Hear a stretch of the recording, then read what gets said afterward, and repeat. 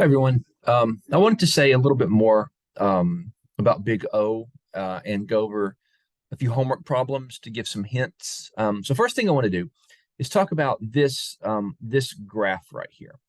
Now, just to reiterate this point, the way this graph is set up is the the graphs that are lower are going to be Big O of the ones that are above. Because in the definition of Big O, remember we write something like this, that f of x is Big O of g of x if some conditions are satisfied. But the important thing to remember is that this g of x, this is the, in scare quotes, this is the bigger function. Now, the reason it's in scare quotes is because it's going to be bigger or the same as. Okay, every function is always Big O of itself.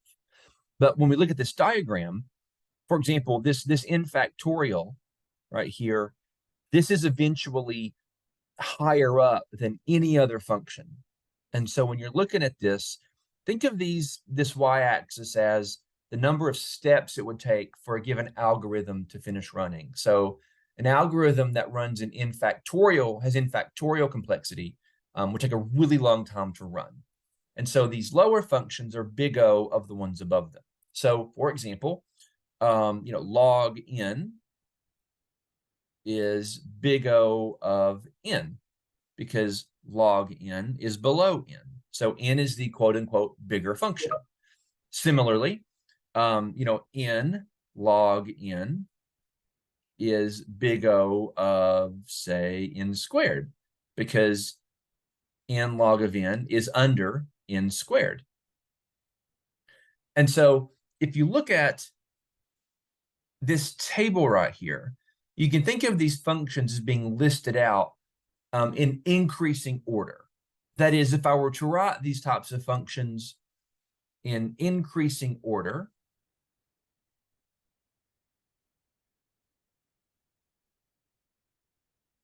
they would look like this. The very first type of function that I would write would be a linear function, or excuse me, a constant function like 1.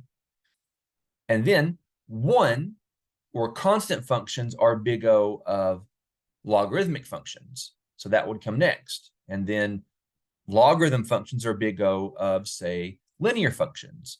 Linear functions are Big O of linearismic functions. And so on and so forth. And so these functions are listed in increasing order, where the smallest growing functions are listed first. Now, I want to apply this idea to a homework problem. Let's look at this problem. We're asked to arrange these functions in a single list so each function is Big O of the function below it. That is, I want the functions to be in increasing Big O order. Increasing Big O order. So if I look at this list and compare it to the previous graphs that I had, then log of x would be the slowest growing function. It would be the smallest function. And then after that, I would have a linear function like this. I would put that one in next. Now the interesting question comes in with, what do we do with ones like this? Like, how do we handle a function like x squared plus 5x to the 6th? Well, one of the theorems we had from the first set of guided notes was that if we have a sum of functions together, the only one that matters for Big O is the larger function. So that means I can ignore the x squared. That doesn't even matter when we're doing Big O because 5x to the 6th grows faster than x squared. Again, this only works when we're adding functions together. Also, remember when we're doing Big O, constants don't matter because Big O is up to a constant multiple, so I can ignore the 5. So when we're asking ourselves, where would this function fit in? The only thing we would think about would be the x to the 6th. That's all that would matter because 5x to the 6 grows fastest, and constants don't affect anything. So we would just think about x to the 6th. However, it's different when we're doing things like 5x and 5 to the x and 5 to the x log of x. Which of these is bigger? Actually, let me erase that because I would prefer to use blue. So 5 to the x versus 5 to the x log of x.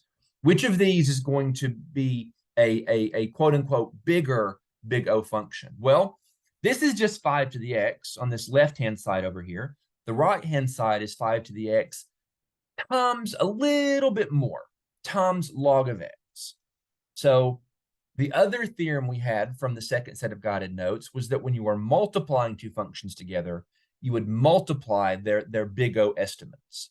So that means that 5 to the x is less than or equal to 5 to the x log of x. Therefore, 5x is big O of 5 to the x log of x, because that log of x just gives us just a little bit extra. And so this is the bigger function, okay? So when you're doing this problem and arranging your functions, keep that in mind. If you're adding them together, you only care about the largest one.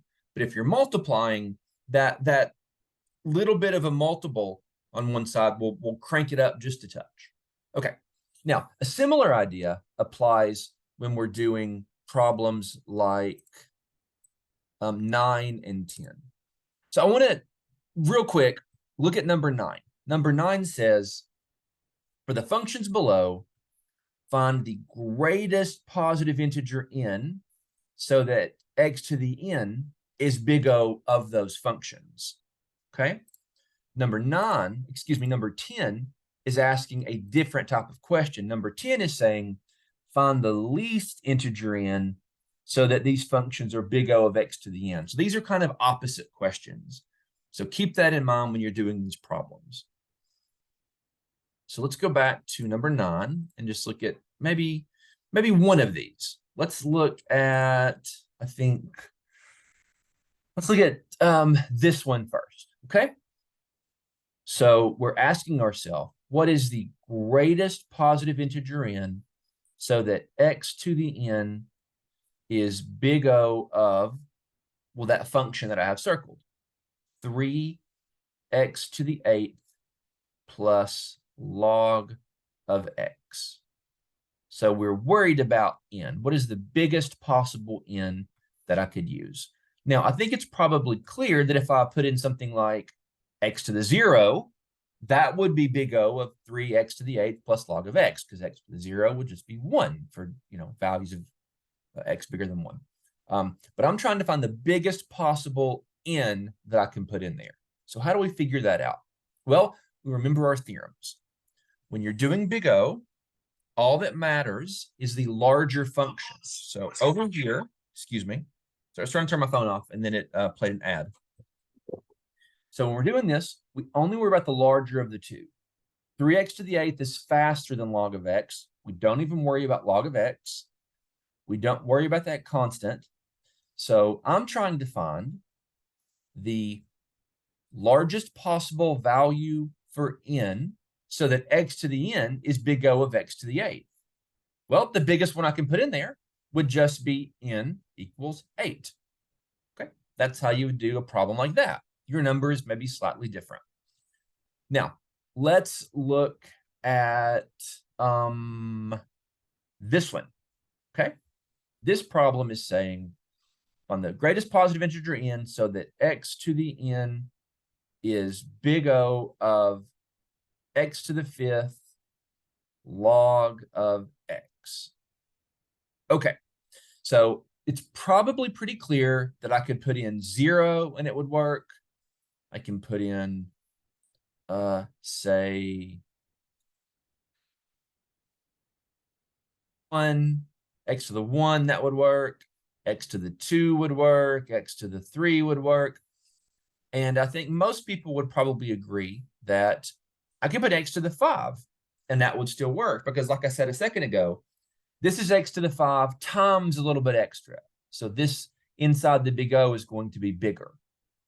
But what about x to the 6th? Would that still work? It would not. And this is why. Think about this. If I want to compare x to the 5th and x to the 5th, those are the same. But if I multiply this side by x to make it x to the 6th, and this side by log of x, the left-hand side is greater than or equal to the right-hand side because x is bigger than log of x. Okay, and then you can look at the graphs of them to see why that's the case. And so x to the 6th wouldn't work. This is right out. So the largest possible value of n that I can put in here and make this still work would still be 5. So 5 would be the answer for part D. Okay. One more thing I want to say about these, and that's how do we deal with these fractions? Okay. So I have x to the 6th plus x plus 1 all over x to the 4th plus 1. The way we deal with this is kind of similar to how we do limits if you've had calculus. If you haven't, no big deal, because this is just our big O rules. We consider the numerator and denominator separately. For big O, when things are added together, all that matters is the largest one. So I don't care about this one. I don't care about this one. In the denominator, I don't care about this one. All that I care about is x to the 6th and x to the 4th because they're the largest. So that means this would be on the same order as x to the 6th over x to the 4th.